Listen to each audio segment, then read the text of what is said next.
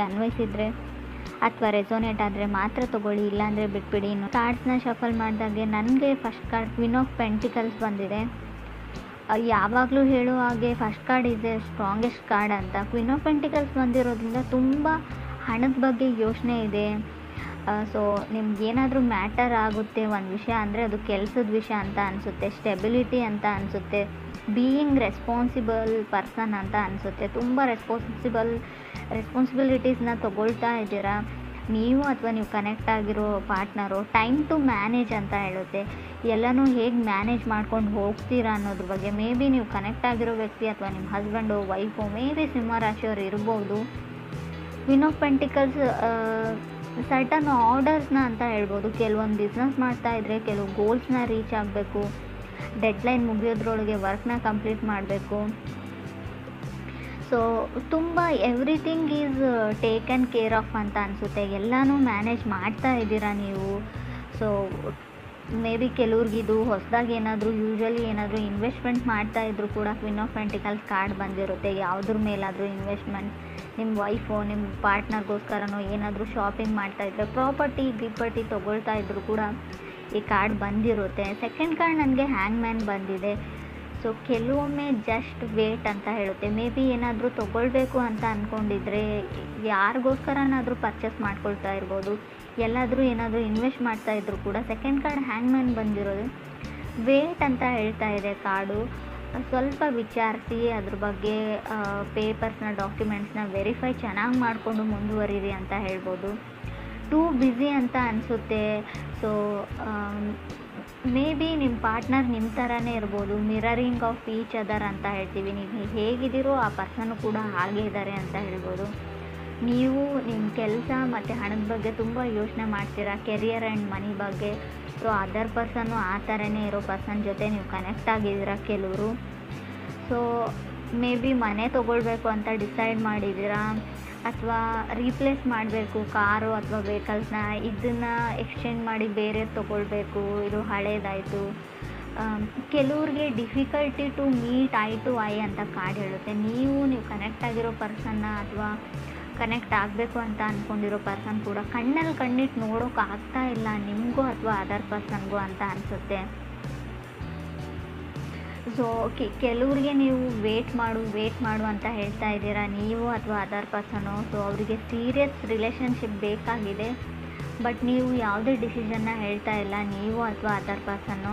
ಯಾವಾಗಲೂ ಅವ್ರನ್ನ ವೇಟ್ ಮಾಡು ಅಂತಲೇ ಹೇಳ್ತಾ ಇದ್ದೀರಾ. ಸೊ ತುಂಬ ಅವ್ರಿಗೆ ಗೊತ್ತಾಗ್ತಾ ಇಲ್ಲ ಲೈಫಲ್ಲಿ ಏನು ಆಗ್ತಾ ಇದೆ ಅಂತ. ಹ್ಯಾಂಗ್ ಮ್ಯಾನ್ ಇರೋದ್ರಿಂದ ತುಂಬ ದಿ ಕ್ಯಾಂಟ್ ಹ್ಯಾಂಡಲ್ ಅಂತ ಹೇಳ್ಬೋದು. ಕೆಲವು ವಿಷಯಗಳನ್ನ ಅವ್ರಿಗೆ ಮ್ಯಾನೇಜ್ ಮಾಡೋಕ್ಕಾಗ್ತಾ ಇಲ್ಲ. ಸೊ ಯಾರೂ ಮೂವ್ ಮಾಡೋಕ್ಕೆ ರೆಡಿ ಇಲ್ಲ, ನೀವಾಗಿರ್ಬೋದು ಅಥವಾ ಅದರ್ ಪರ್ಸನ್ನು. ಈ ಥರ ಹೇಳ್ತಾ ಇದ್ದೀನಿ ಅಂತ ತಪ್ಪು ತಿಳ್ಕೊಳ್ಬೇಡಿ, ನಿಮ್ಮ ಮನಸ್ಸಲ್ಲಿ ಏನಿದೆ ಅಂತ. ಸೊ ಕಾರ್ಡಲ್ಲಿ ಕೂಡ ನನಗೆ ಅರ್ಥ ಆಗ್ತಾ ಇಲ್ಲ. ಸೊ ಯಾವುದೇ ಡಿಸಿಷನ್ನ ತೊಗೊಳ್ಳೋಕ್ಕೆ ನೀವು ರೆಡಿ ಇಲ್ವೋ ಅಥವಾ ನೀವು ಕನೆಕ್ಟ್ ಆಗಿರೋ ಪರ್ಸನ್ ರೆಡಿ ಇಲ್ವೋ. ಮೇ ಬಿ ಥರ್ಡ್ ಕಾರ್ಡ್ ನನಗೆ 10 ಆಫ್ ವಾಂಡ್ಸ್ ಬಂದಿದೆ. ತುಂಬ ರೆಸ್ಪಾನ್ಸಿಬಿಲಿಟೀಸ್ ಇರ್ಬೋದು, ಇಲ್ಲ ಅಂತ ಹೇಳಲ್ಲ ನಾನು. ನಿಮಗಿದೆಯೋ ತುಂಬ ಮನೆ ಜವಾಬ್ದಾರಿ ಎಲ್ಲ ಇದೆಯೋ, ಅಥವಾ ಮನೆಯಲ್ಲಿ ಇರೋ ಸಿಬ್ಲಿಂಗ್ಸ್ನ ಸೆಟಲ್ ಮಾಡಬೇಕು, ತುಂಬ ತೊಂದರೆಗಳಿರ್ಬೋದು, ಅಥವಾ ಅದರ್ ಪರ್ಸನ್ಗಿರ್ಬೋದು, ಎಲ್ಲ ಸರಿ. ಬಟ್ ಎಷ್ಟು ಅಂತ ವೇಟ್ ಮಾಡಬೇಕು ಅದರ್ ಪರ್ಸನ್. ಅವ್ರ ಮನೆಯಲ್ಲೂ ಕೂಡ ಕೆಲವು ತೊಂದರೆ ತಾಪತ್ರೆಗಳಿರುತ್ತೆ, ಫ್ಯಾಮ್ಲಿ ಕಡೆಯಿಂದ ಪ್ರೆಷರ್ ಇರುತ್ತೆ ಅವ್ರಿಗೂ ಕೂಡ. ಸೊ ನಿಮ್ಗಾಗಲ್ಲ ಅಂದರೆ ಅವ್ರ ಪಾಡಿಗೆ ಅವ್ರಿಗೆ ಬಿಟ್ಟರೆ ಅವ್ರ ಲೈಫಲ್ಲಿ ಅವರು ಸೆಟಲ್ ಆಗಬಹುದು ಅಂತ ಕಾರ್ಡ್ ಹೇಳುತ್ತೆ. ಫಿಫ್ತ್ ಕಾರ್ಡ್ ನನಗೆ 7 ಆಫ್ ವಾಂಡ್ಸ್ ಬಂದಿದೆ. ಸೊ ಕೆಲವ್ರಿಗೆ ನಾನು ಚೆನ್ನಾಗಿಲ್ಲ ಅಂತ ಅನ್ನಿಸ್ತಾ ಇರ್ಬೋದು. ನೋಡೋದಕ್ಕೆ ಫಿಸಿಕಲ್ ಅಫಿಯರೆನ್ಸಲ್ಲಿ ನನ್ನನ್ನು ಯಾರೂ ಇಷ್ಟಪಡಲ್ಲ, ಸೊ ಏನು ಆ ಥರ ಒಂದು ಭಾವನೆ ಇದ್ದರೂ ಕೂಡ 7 ಆಫ್ ವಾಂಡ್ಸ್ ಬಂದಿರುತ್ತೆ. ಸೊ ಅದರ್ ಪೀಪಲ್ ಪೊಸಿಷನ್ಗೆ ಫೈಟ್ ಮಾಡ್ತಾ ಇರ್ಬೋದು, ನನಗೆ ಸಿಗ್ತಾ ಇಲ್ಲ. ಸೊ ನಿಮಗೂ ಬೆಟರ್ ಪರ್ಸನ್ ಸಿಗುತ್ತೆ, ಪೊಸಿಷನ್ ಸಿಗುತ್ತೆ, ತಾಳ್ಮೆ ಇರಲಿ ಅಂತ ಕಾರ್ಡ್ ಹೇಳ್ತಾ ಇದೆ. ಸೊ ಫಿಫ್ತ್ ಕಾರ್ಡ್ ನನಗೆ ಲವರ್ಸ್ ಕಾರ್ಡ್ ಬಂದಿದೆ. ಮೇ ಬಿ ಕೆಲವ್ರಿಗೆ ಲವರ್ಸ್ ಕಾರ್ಡ್ ಬಂದರೆ ವೆರಿ ಇಂಪಾರ್ಟೆಂಟ್ ಚಾಯ್ಸ್ ಇರೋ ಡಿಸಿಷನ್ನ ತೊಗೊಳ್ಬೇಕಾಗುತ್ತೆ. ಸೊ ಯೂನಿಯನ್ನ ಹೇಳುತ್ತೆ. ಕೆಲವೊಮ್ಮೆ ಲವರ್ಸ್ ಕಾರ್ಡ್ ನಿಮ್ಮ ಎಕ್ಸ್ ಕಮ್ಬ್ಯಾಕ್ ಆಗೋದನ್ನು ಕೂಡ ರೀಪ್ರೆಸೆಂಟ್ ಮಾಡುತ್ತೆ, ಅಥವಾ ನೀವು ಒಂದು ರೀಕನೆಕ್ಟ್ ಆಗಬೇಕು ಅನ್ನೋ ಒಂದು ಮಿಷನ್ನಲ್ಲಿ ಸೊ ಪರ್ಪೋಸಲ್ಲಿ ಮೂವ್ ಆಗ್ತೀರಾ. ಸೊ ಗಾರ್ಡನ್ ಮಾಡ್ತೀರಾ ಆ ವ್ಯಕ್ತಿ ಮುಂದೆ ಅಂತ ಹೇಳ್ಬೋದು. ಸೋಲ್ತೀರಾ, ಎಲ್ಲದಕ್ಕೂ ರೆಡಿ ಅಂತ ಹೇಳ್ತೀರಾ, ಎಸ್ ಅಂತ ಹೇಳ್ತೀರಾ ಅಂತ ಕೂಡ ಕಾರ್ಡ್ ಹೇಳ್ತಾ ಇದೆ. 6 ಕಾರ್ಡ್ ನನಗೆ ಎಂಪ್ರರ್ ಬಂದಿದೆ. ಎಂಪ್ರರ್ ಓನ್ ಯುವರ್ ಪವರ್ ಅಂತ ಹೇಳುತ್ತೆ. ನೀವು ನಿಮ್ಮ ಪಾರ್ಟ್ನರ್ಗೋಸ್ಕರ ಗಿಫ್ಟ್ನ ಬೈ ಮಾಡ್ತಿದ್ದೀರೋ, ಆಲ್ರೆಡಿ ಆ ಗಿಫ್ಟ್ನ ಅವರಿಗೆ ಪ್ರೆಸೆಂಟ್ ಮಾಡಿರ್ಬೋದು, ಅಥವಾ ಅದರ್ ಪರ್ಸನ್ ನಿಮಗೋಸ್ಕರ ಏನಾದರೂ ಮಾಡ್ತಾ ಇರ್ಬೋದು ಅಂತ ಕೂಡ ಕಾರ್ಡ್ ಹೇಳ್ತಾ ಇದೆ. ಸೊ ಕೆಲವ್ರಿಗೆ ಯಾರಿಗಾದ್ರೂ ನೀವು ಸಾರಿ ಕೇಳಬೇಕು, ಅಪಾಲಜಿ ಕೇಳಬೇಕು ಅಂತ ಅಂದ್ಕೊಂಡಿದ್ರು ಕೂಡ ಎಂಪ್ರರ್ ಯಾವ ಥರ ಅಂದರೆ ನೀವು ಸಾರಿ ಕೇಳೋ ಅವಶ್ಯಕತೆ ಇಲ್ಲ, ನೀವು ಮಾಡಿದ ಸರಿಯಾಗೇ ಇದೆ ಅಂತ ಕಾರ್ಡ್ ಹೇಳುತ್ತೆ. ಮೇ ಬಿ ಇದು ಕೆಲವ್ರಿಗೆ ಮಾತ್ರ ಅನ್ವಯಿಸುತ್ತೆ ಫ್ರೆಂಡ್ಸ್, ಎಲ್ರಿಗೂ ಅಲ್ಲ. ನಾನು ಹೇಳ್ತಾ ಇರೋದನ್ನು ತಪ್ಪಾಗಿ ತಿಳ್ಕೊಳ್ಬೇಡಿ, ನಾನು ಏನೇ ಮಾಡಿದರೂ ಸರಿಯಾಗಿ ಮಾಡ್ತೀನಿ ಅಂತ. ಕೆಲವ್ರಿಗೆ ಯಾರಿಗಾದ್ರೂ ನೀವು ಕ್ಷಮೆ ಕೇಳಬೇಕು ಅಂತ ಅಂದ್ಕೊಂಡಿದ್ರೆ ನಾಟ್ ಗುಡ್ ಅಂತ ಕಾರ್ಡ್ ಹೇಳುತ್ತೆ. ಸೊ ನಿಮಗೆ ನೀವು ಟ್ರೂ ಟು ಯುವರ್ ಸೆಲ್ಫ್ ಅಂತ ಕಾರ್ಡ್ ಹೇಳುತ್ತೆ. ನಿಮಗೆ ನೀವು ಆತ್ಮಸಾಕ್ಷಿಯಿಂದ ಏನಾದರೂ ಮಾಡ್ತಾ ಇದ್ದರೆ, ನೀವು ಆತ್ಮವಂಚನೆ ಮಾಡ್ಕೊಳ್ತಾ ಇಲ್ಲ ಅಂದರೆ, ನಿಮಗೆ ನೀವು ಮಾಡ್ತಾ ಇರೋದು ಸರಿಯಾಗಿದೆ ಅಂತ ಅನಿಸಿದರೆ ಖಂಡಿತವಾಗ್ಲೂ ಅದನ್ನು ಮಾಡಿ. ನೀವು ಸುಮ್ಮನೆ ಯಾರೋ ಹೇಳಿದ್ರು ಅಂತ ಯಾರಿಗೋ ಅಪಾಲಜಿ ಕೇಳುವಂಥ ಅವಶ್ಯಕತೆ ಇಲ್ಲ. ನೀವು ತಪ್ಪಿಲ್ಲ ಅಂತ ನಿಮ್ಗೆ ಗೊತ್ತಿದ್ದರೆ, 100% ಶೋರ್ ಇದ್ದರೆ ಖಂಡಿತ ಅದರ ಅವಶ್ಯಕತೆ ಇಲ್ಲ ಅಂತ ಕಾರ್ಡ್ ಹೇಳುತ್ತೆ.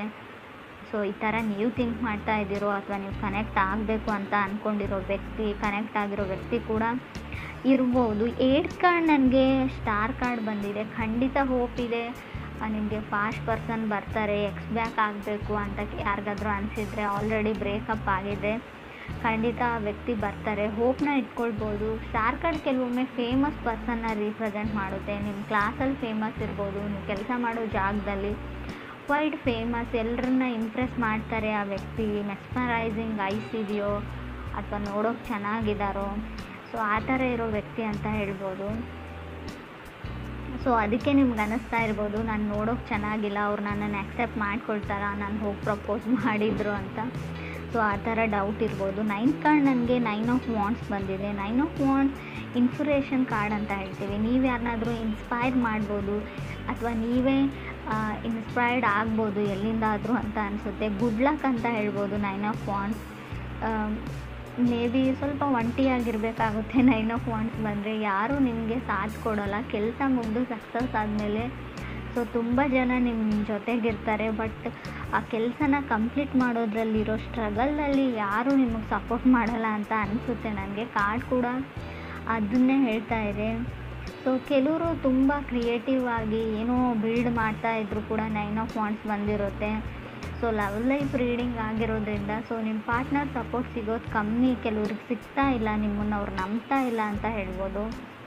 ಸೊ ಮೇ ಬಿ ಅಫಿಷಿಯಲಿ ಅವ್ರಿಗೇನೋ ಬೇಕಾಗಿದೆ, ಅಫಿಷಿಯಲಿ ಅವ್ರು ನೀವು ಮದುವೆ ಆಗಬೇಕು, ಅಥವಾ ಅಲ್ಲಿವರೆಗೂ ಅವ್ರಿಗೆ ನಂಬಿಕೆ ಬರಲ್ಲ, ನೀವೇನೇ ಹೇಳಿದ್ರು ಅವ್ರು ನಂಬ್ತಾ ಇಲ್ಲ ಅಂತ ಹೇಳ್ಬೋದು. 10th ಕಾರ್ಡ್ ನನಗೆ ಹರ್ಮೆಟ್ ಕಾರ್ಡ್ ಬಂದಿದೆ. ಸೊ ತುಂಬ ಟ್ರಸ್ಟ್ ಇಶ್ಯೂಸ್ ಇದೆ ಅಂತ ಹೇಳ್ಬೋದು. ನಂಬಿಕೆ ಪ್ರಶ್ನೆ, ನಿಮ್ಮನ್ನು ನಂಬೋಕ್ಕಾಗ್ತಾ ಇಲ್ಲ, ನಿಮ್ಮನ್ನು ನಂಬೋದಾ, ನಾನು ನಿಮಗೋಸ್ಕರ ವೇಟ್ ಮಾಡ್ಬೋದಾ ಅನ್ನೋ ಥಾಟ್ ಎಲ್ಲ ಬರ್ತಾ ಇದೆ ಅವ್ರಿಗೆ.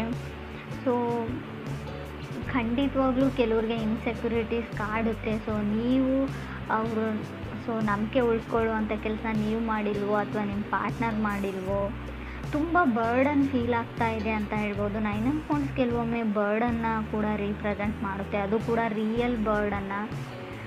ಸೊ ಇನ್ನೇನು ಆ ವ್ಯಕ್ತಿ ಮನಸ್ಸನ್ನ ನೀವು ಪರಿವರ್ತನೆ ಮಾಡಿರ್ತೀರ, ಕನ್ವಿನ್ಸ್ ಮಾಡಿರ್ತೀರ ಅಪಾಲಜಿ ಕೇಳಿ.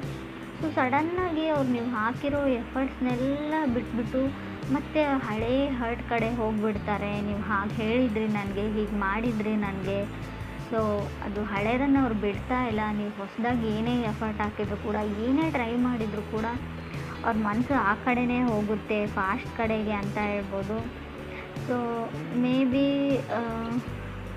ಸೊ ಅವ್ರಿಗೇನೋ ಗೊತ್ತಿಲ್ಲ, ಇನ್ಸೆಕ್ಯೂರಿಟೀಸ್ ಇದೆ, ಅವ್ರು ನಿಮ್ಮನ್ನು ನಂಬೋಕ್ಕಾಗ್ತಾ ಇಲ್ಲ. ಅಗೇನ್ ಸಮಥಿಂಗ್ ನೀವು ಅವ್ರಿಗಿರೋ ಭಾವನೆಗೂ ಕೂಡ ರೆಸ್ಪೆಕ್ಟ್ ಕೊಡಿ, ಅವ್ರಿಗೆ ಹೆಲ್ಪ್ ಮಾಡಿ. ಮೆಂಟಲಿ ಏನಿದೆ ತಲೆ ಒಳಗೆ ಅದನ್ನು ತೆಗಿಯೋಕ್ಕೆ ಹೆಲ್ಪ್ ಮಾಡಿದರೆ ಖಂಡಿತವಾಗ್ಲೂ ಒಂದು ಒಳ್ಳೆ ಎಂಡ್ ಅಂತ ಹೇಳ್ಬೋದು, ರಿಸಲ್ಟ್ ಸಿಗುತ್ತೆ ಅಂತ ಕೂಡ